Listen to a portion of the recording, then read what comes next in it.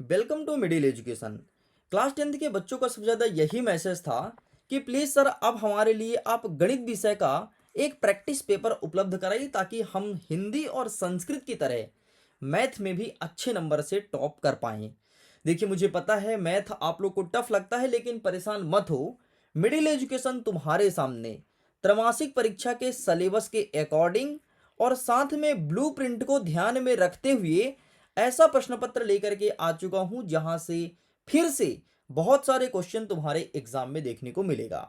तो बिना time waste किए फटाफट हम वीडियो को करते हैं शुरू, और एक ही वीडियो में प्रश्न क्रमांक 1 से लेकर के 23 तक संपूर्ण उत्तर को कवर करेंगे और अथवा सहित देखेंगे। तो देखो, हमारा जो पेपर है वो रहेगा 75 नंबर का और समय मिलेंगे 3 घंटे। आगे बढ़ते हैं तो यहाँ पर वेरियस प्रकार के इंस्ट्रक्शन मौजूद हैं जो आपको पढ़ना चाहिए और एग्जाम पॉइंट ऑफ व्यू से काफी इंपॉर्टेंट भी है। हम जंप करते हैं अपने प्रश्न नंबर 1 की तरफ। पहला प्रश्न कह रहा है कि सही विकल्प का चयन करके लिखो। इसमें पहला नंबर कहता है हमें दो संख्या दिया गया है 96 और 404, तो इसका HCF पूछा है।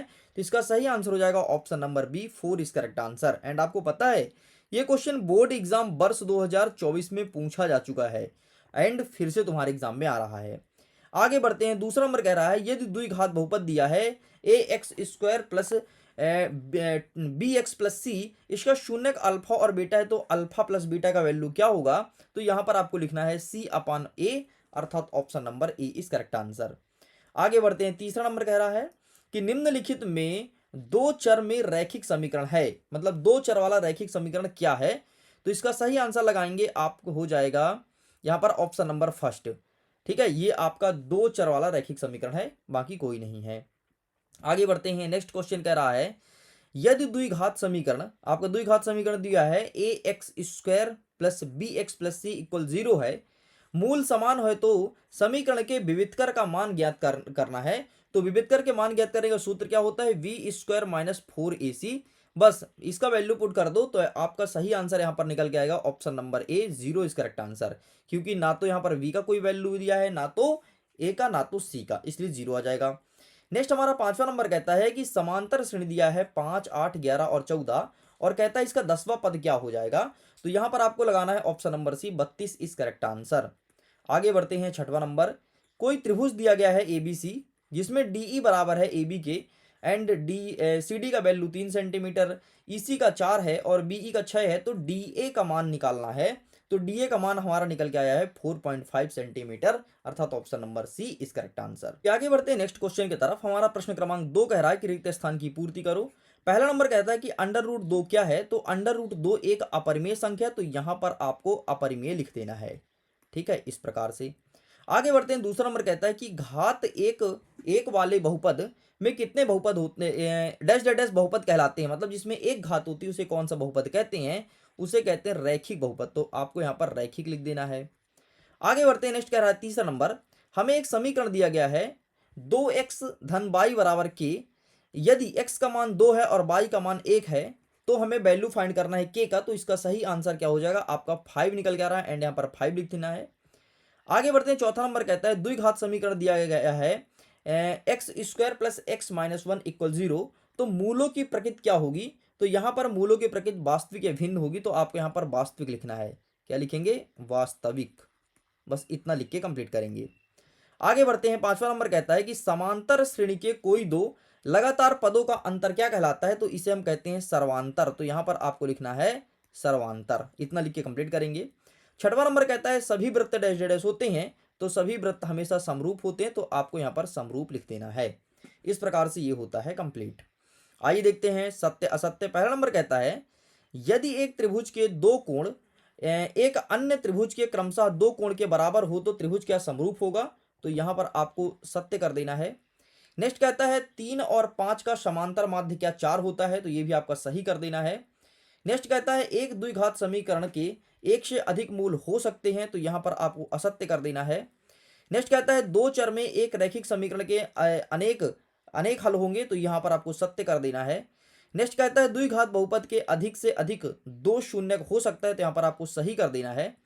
नेक्स्ट कहता है कि प्रत्येक वास्तविक संख्या एक अपरिमेय संख्या होती है, तो यहां पर आपको गलत कर देना है। इस प्रकार से आपका तीसरा और छठवां गलत है, बाकी सब कुछ सही है। आगे बढ़ते हैं, प्रश्न क्रमांक 4, सही जोड़ी मिलाइए। पहला नंबर कहता है कि दो समरूप त्रिभुज के संगत कोण क्या होते हैं, तो हमेशा समान होता है, तो ये हो जाएगा तुम्हारे पहले नंबर का आंसर। नेक्स्ट कहता है कि समांतर श्रेणी एनवा पद क्या होगा, तो इसका सूत्र होता है ए एन बराबर A plus N minus one D, तो ये हो जाएगा दूसरा नंबर। नेक्स्ट हमें दिया गया है A X square plus B X plus C का मूल समान हो तब क्या होगा, तो यहाँ पर आपको लिखना है बी स्क्वायर माइनस फोर ए सी हो जाएगा। नेक्स्ट कहता है कि हमें एक वैल्यू दिया है, दूसरा वैल्यू दिया है, तो यहाँ पर बाई का मान फाइंड करना है, तो बाई का मान हो जाएगा -3/2, तो ये चौथे का हो जाएगा। एंड हमें एक द्विघात बहुपद दिया गया है, इसका शून्यक बताना है, तो शून्यक का सूत्र होता है c माइनस सी बटे ए, ये हो जाएगा आपके पांचवे का। और अंतिम जो छठवां वाला प्रश्न है, इसका एलसीएम पूछा है, तो ये हो जाएगा तुम्हारा 27 छठवे का। इस प्रकार से आपका ये होता है कंप्लीट। आगे बढ़ते हैं, पांचवा नंबर कहता है कि एक शब्द या एक वाक्य में उत्तर दो। ठीक है, यहाँ पर ये दो एक्स्ट्रा लिख गया। एक संख्या दिया गया है 156, इसका अभाज्य गुणनखंड करके लिखना है कि अभाज्य गुणनखंड क्या हो जाएगा। मैं यहाँ पर लिख देता हूँ 2 गुणते 3 गुणते 13, बस ये सही उत्तर हो जाएगा। नेक्स्ट कहता है त्रिघात बहुपद की कितनी घात होती है, तो 3 घात होती है। नेक्स्ट कहता है दो चर में रैखिक समीकरण का मान क्या होगा, तो यहाँ पर दो चर में रैखिक समीकरण का मान हो जाएगा A X plus B Y equal C. Next कहता है द्विघात समीकरण का मानक रूप लिखना है, तो दो घात समीकरण का मानक रूप हो जाएगा आपका A X square plus B X plus C equal 0। Next कह रहा है यदि किसी श्रेणी के पदों की संख्या सीमित ना हो तो उसे क्या कहते हैं, तो उसे कहते हैं अनंत श्रेणी। क्या कहते हैं, अनंत श्रेणी। तो यहाँ पर आपको अनंत श्रेणी लिख देना है, अनंत श्रेणी। नेक्स्ट कह रहा है कि क्या सभी समद्विबाहु त्रिभुज समरूप होते हैं, तो बिल्कुल नहीं, यहाँ पर आपको नहीं लिखना है, यहाँ पर नहीं सही उत्तर हो जाएगा।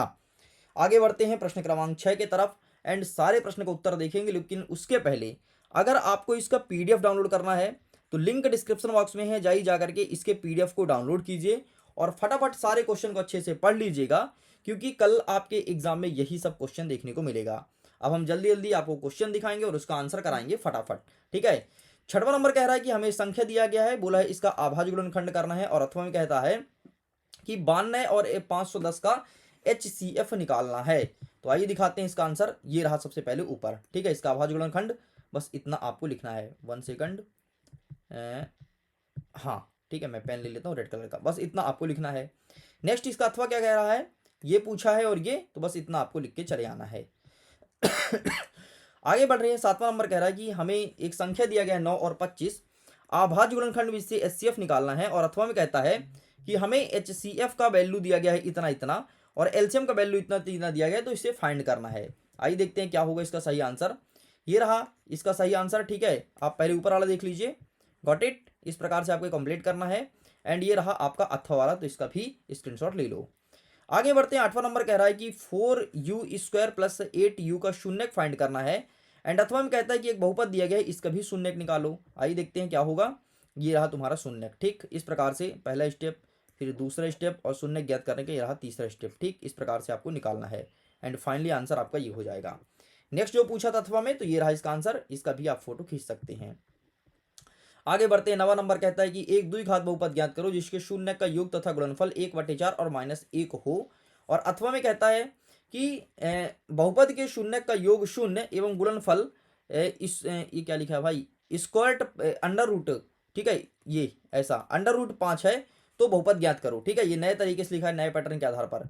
ठीक, तो ये रहा सबसे पहले ऊपर वाले का आंसर, आप देख लीजिए। ठीक, इस प्रकार से आपको लिखना है और ये आपका बहुपद दिया है, तो ये आपका फाइनल आंसर रहा। आगे अथवा वाला देख लेते हैं, देखो अंडर रूट में जो दिया है। ठीक है, एंड ये रहा है आपका इसका फाइनल आंसर।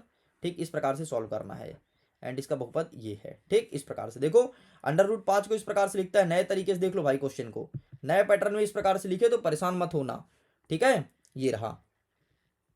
चलो आगे बढ़ते हैं, हमारा 10वां नंबर कह रहा है एक बहुपद दिया गया है A1/A2 B1/B2 C1/C2 की तुलना कर ज्ञात कीजिए कि समीकरण इतना और इतना संगत है या असंगत। एंड अथवा में कहता है कि हमें एक अनुपात दिया गया है इतना इतना इतना, तुलना कर ज्ञात करना है कि इतने और इतना द्वारा निरूपित, इतना इतना मतलब ये जो संख्या लिखी गई है। ठीक है, इसकी बात कर रहा हूँ, प्रतिच्छेदित है या समांतर या संपाती है, ये चीज पूछा गया है। आइए देखते हैं, ये रहा आपका ऊपर वाला क्वेश्चन का आंसर। ठीक है, एंड ये इसके आगे का। ठीक, एंड आगे बढ़ते हैं, तो ये रहा, बस इतना तुम्हें लिख के कंप्लीट करना है कि यह एक असंगत है। आगे बढ़ते हैं 10वां का अथवा वाला देख लेते हैं। इस प्रकार से आपको सॉल्व करना है। एंड ये रहा आपका नेक्स्ट, एंड ये नेक्स्ट, इतना लिख के कंप्लीट करेंगे। एंड ये क्या है, पैरेलल है, मतलब यह एक लंबवत है, बस इतना लिखेंगे। आगे बढ़ते हैं 11 नंबर कहता है कि एक कक्षा 10 विद्यार्थी ने एक गणित की पहली प्रतियोगिता में भाग लिया। लड़कियों की संख्या लड़कों की संख्या से 4 अधिक है। इस स्थिति में रैखिक समीकरण युग्म बनाइए। एंड अथवा में एक कहता है कि एक आयताकार बाग जिसकी लंबाई और चौड़ाई 4 मीटर है का अर्ध परिमाप 36 है, तो इस स्थिति में रैखिक समीकरण का युग्म प्रदर्शित करना है। तो ये रहा तुम्हारे सामने 11 वाले का आंसर। तो आप इसका फोटो खींच सकते हैं बाकायदे से और इसे लिख दीजिएगा, ठीक है। बाकी टेंशन मत लो, पीडीएफ को डाउनलोड कर लो, लिंक डिस्क्रिप्शन बॉक्स में है, ठीक है। पीडीएफ अपलोड कर दिया गया है, आसानी से आप डाउनलोड कर सकते हैं। तो ये रहा, ठीक है, यहाँ तक कंप्लीट होता है। एंड ये रहा अथवा का 11 का अथवा, देख लो फटाफट, आप इसका भी स्क्रीनशॉट ले लो, ठीक है। चलिए इसका भी स्क्रीनशॉट लीजिए, ग्राफ बनाना पड़ेगा आपको, ठीक है। चलो खत्म, ओके। आगे बढ़ते हैं। नेक्स्ट हमारा कह रहा है प्रश्न क्रमांक 12 नंबर क्या कह रहा है कि जांच करना है, हमें एक इक्वेशन दिया गया है, यह एक द्विघात समीकरण है या फिर नहीं।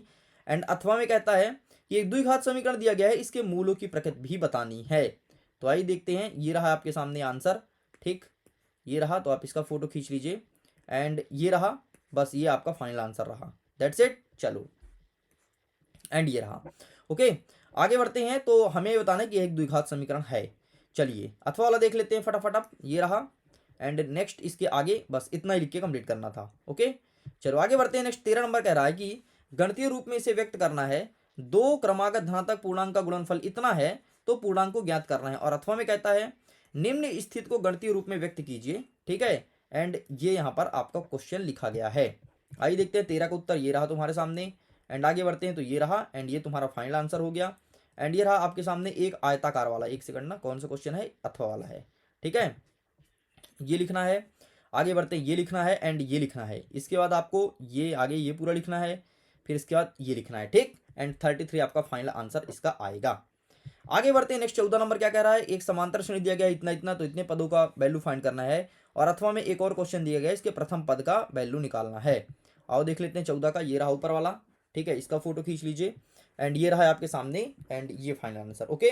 ये रहा 14 का अथवा। तो आप इसका भी स्क्रीनशॉट ले लो फटाफट, इन सारे स्क्रीनशॉट को अच्छे से रख लो भाई, ठीक है। और अगर इसका आंसर तुम्हारे पास है तो तुम प्रश्न पत्र बस रख लो।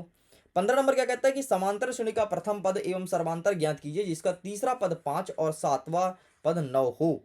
और अथवा में कहता है कि किसी समांतर श्रेणी का 17वां पद उसके 10वें पद से 7 अधिक है, तो इसका सर्वांतर क्या होगा, ठीक है, डिफरेंस निकालना है। ये रहा पहले 15 का आंसर, ठीक है। एंड ये रहा 15 का अथवा, इसका भी फोटो खींच लो फटाफट, ठीक। एंड इसका सर्वांतर क्या हो जाएगा, 1 हो जाएगा। चलिए आगे बढ़ते हैं। नेक्स्ट हमारा क्या कह रहा है, नेक्स्ट हमारा 16 नंबर कह रहा है कि समरूप आकृति को परिभाषित करना है। और अथवा में कह रहा है कि त्रिभुज की समरूपता के लिए आवश्यक प्रतिबंध कौन कौन से, हमें ये भी बताना है। तो ये रहा इसको डेफिनेशन, ये लिखना है। एंड इसके प्रतिबंध पूछा है ना, ए होता है एंगल एंगल एंगल। नेक्स्ट कहता है एस मतलब साइड साइड साइड। नेक्स्ट कहता है एस मतलब साइड एंगल साइड। बस 3 प्रतिबंध होते हैं, यही 3 प्रतिबंध आपको लिखना है। 17 नंबर देख लो, एक त्रिभुज दिया है ABC, जिसमें AD गुणे EC है और DB गुणे AE है। तो अगर परपेंडिकुलर है D और DE परपेंडिकुलर है BC को, तो इसे समझाना है। और अथवा में कहता है कि हमें इसे फाइंड करना है, ठीक। ये दोनों क्वेश्चन दिया गया है। ये रहा 17 का ऊपर वाला, सॉरी 17 का अथवा, ठीक। तो आप इसका फोटो खींच लीजिए। चलो सॉरी, आगे बढ़ते हैं। 18 नंबर कहता है कि 13, 39 और 52 का HCF और एलसीएम निकालना है। और अथवा कहता है सिद्ध करना है कि √5 एक अपरिमेय संख्या है। तो ये रहा तुम्हारे सामने, ठीक है। इसका HCF ये रहा, एंड LCM ये रहा, ठीक। इस प्रकार से तुम्हें लिखना है। एंड फाइनल आंसर यहाँ पर लिखा है, इसका HCF 13 निकल के आएगा और LCM 156 निकल के आएगा। अब √5 एक अपरिमेय संख्या, ये भी हमें प्रूफ करना है। तो इस प्रकार से तुम सॉल्व करोगे, देख लो भाई, ठीक। ऐसे लिख करके चले आना। और इससे अच्छा अगर तुम अपने कॉपी में लिखो तो वो वाला आंसर चिपका देना, बाकी क्वेश्चन यही सब आएगा।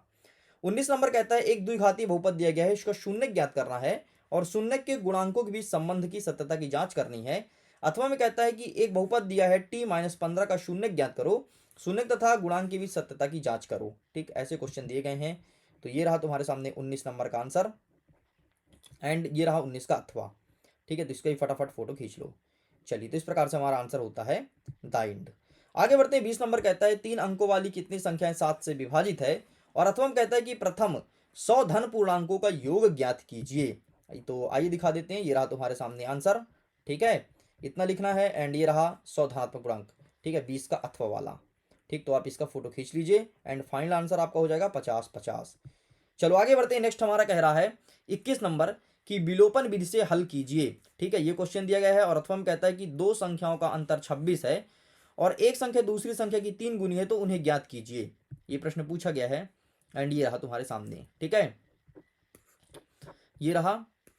ओके, तो इस प्रकार से एक्स का वैल्यू फाइंड हो गया एंड ये रहा आगे का वाई का वैल्यू हमें फाइंड हो गया और एक्स और वाई का वैल्यू इतना निकल के आएगा।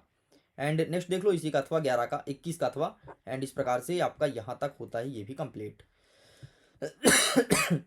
हमारा 22वां नंबर कहता है कि एक समीकरण दिया गया है।